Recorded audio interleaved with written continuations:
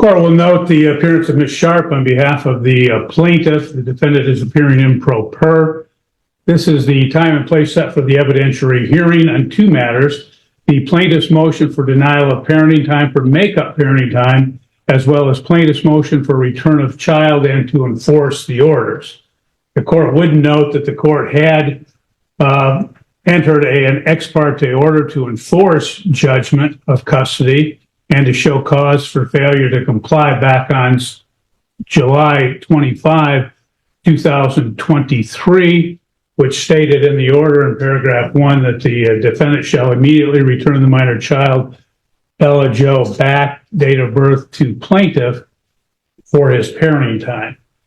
The plaintiff has subsequently filed an additional motion in this particular matter that was filed on November 27, 2023, stating that there has been an additional denial and that the child has not been turned over to him.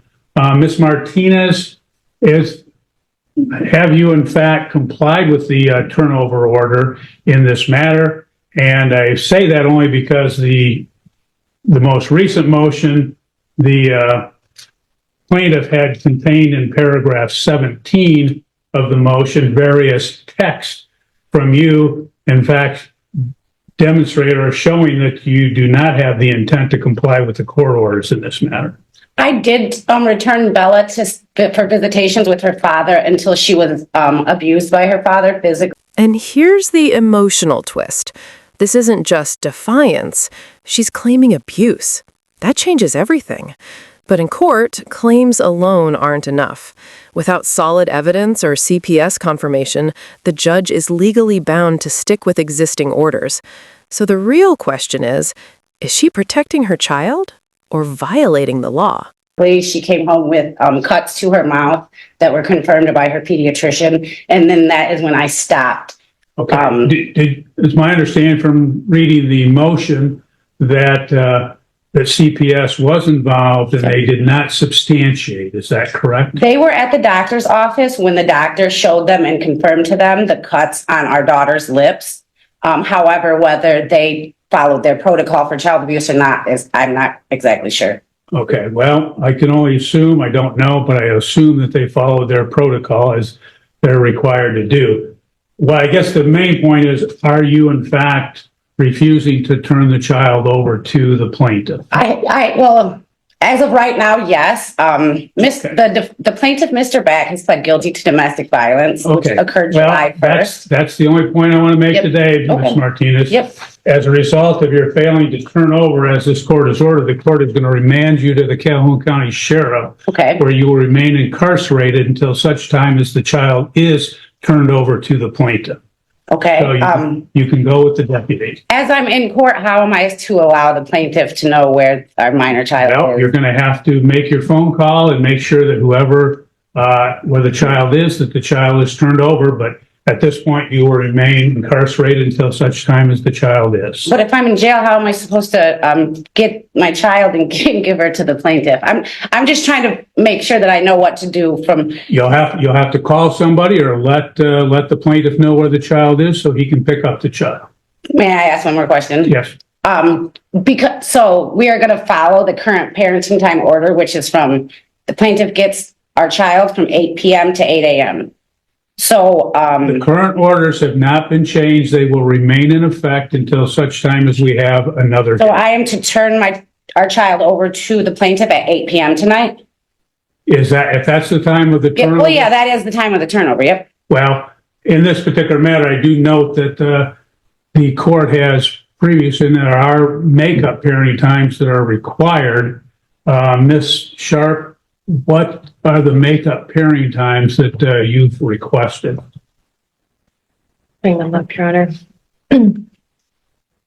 My client initially went without the child starting July 5th, and I believe she started to comply back with the order. Was it in August?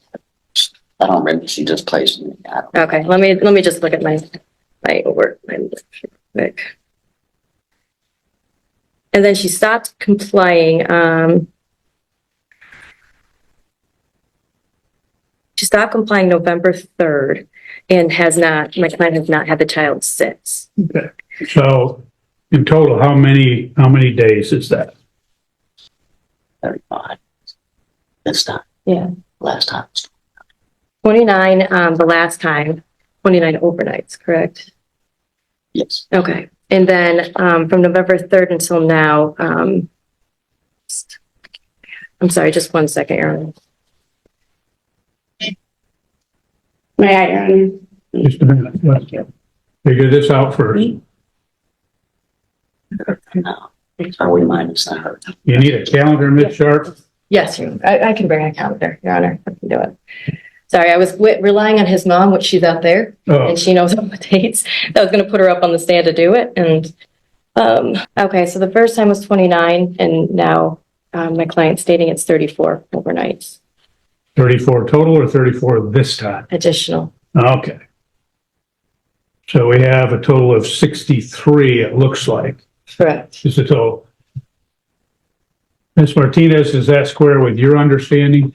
Yes, yes, it is. I was just wondering if the court was going to go by its recommendations that anybody that had pled guilty to domestic violence should not have 50-50 custody of the minor child because We are enforcing the orders that are in existence at this time. is the court going to investigate because of the domestic Court does not violence? of the plaintiff? investigate. Oh, Other the FLC agencies, handbook said it. other agencies investigate, CPS investigates, the police investigate, the court does not investigate. I was just wondering because the FLC handbook says that the court would investigate. Court will order that the child be turned over to him immediately, forthwith, and that he will have the child for the 63 days that he has been denied as make-up parenting time.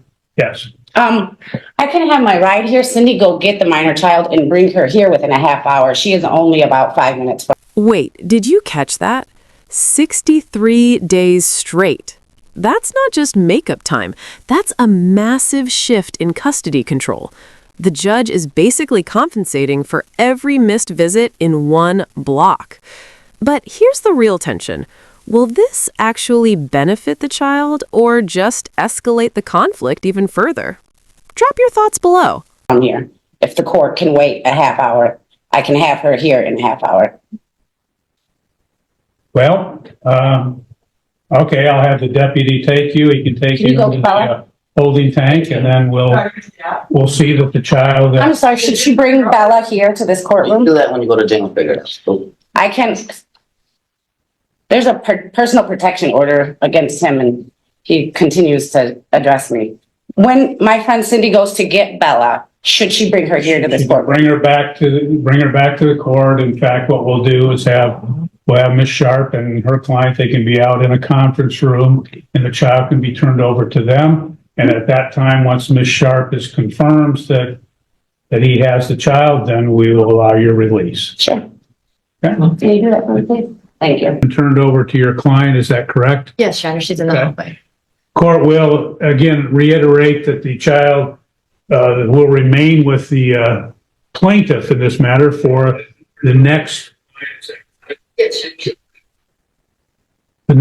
63 days for the makeup parenting time. And thereafter, the parties will then comply with the current order that's in place. Anything else, Ms. Sharp?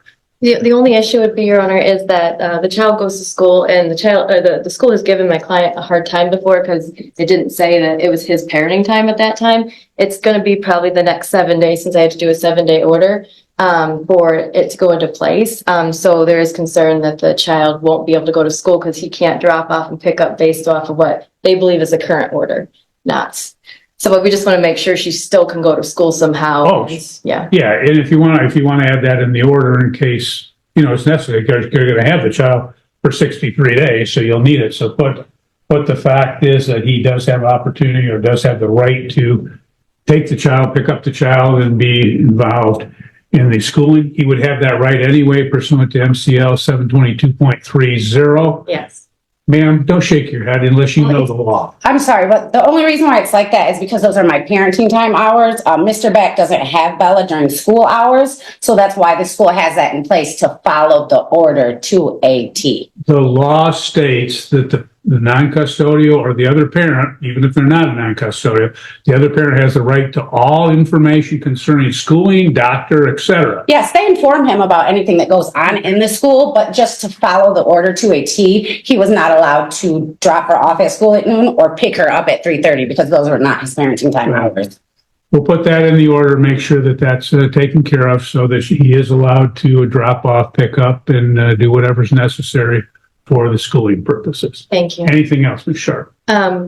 Just that probably in the next 7 days, because it will be a 7-day order, you probably won't have the ability to take her to school, and just, my client just wants to, unless maybe mom can reach out and let them know. Or my client will try to reach out, but they won't follow anything without the order. So That's up to that's up to the defendant. Okay. I'm not going to order that she contact the That's school or anything at this point. thank you, Your Honor. Ms. Martinez, anything else that you? Yes, sir. Can you tell me how this is in the best interest of the child, being that Ma'am, I I'm a don't victim of domestic violence that he pled guilty Ma'am, to? file a petition if you have. Thank you, Your Honor. Thank you so much. If you